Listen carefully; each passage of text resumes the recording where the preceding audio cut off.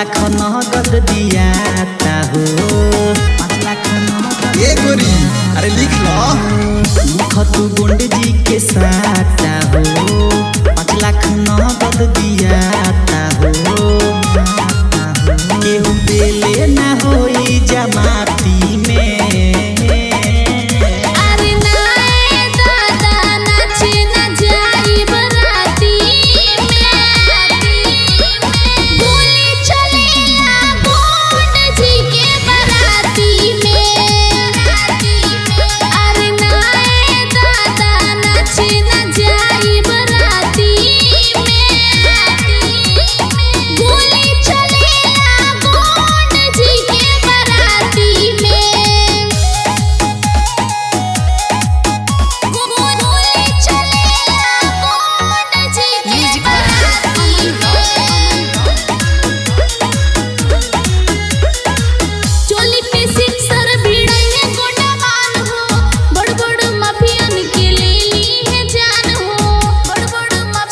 तो हो लेकिन तो की कुछ न करम जा।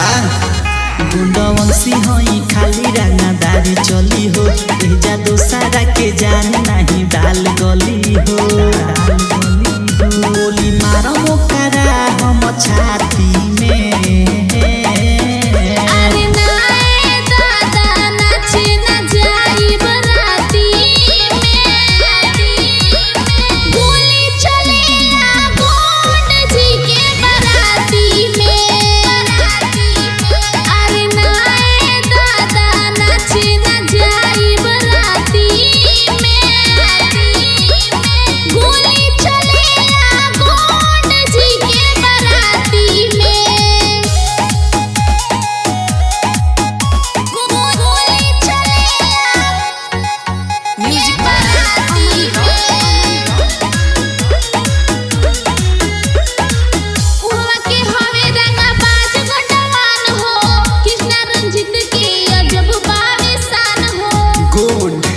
गोंडराज साला झुकेगा नहीं। जब चाहता नहीं हम उहे काम होई हो।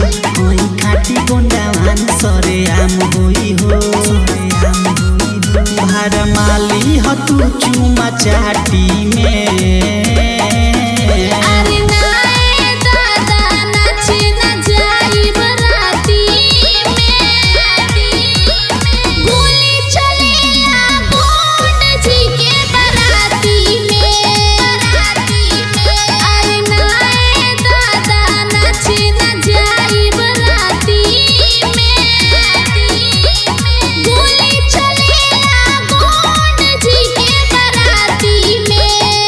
लिख लो बेबी प्लीज।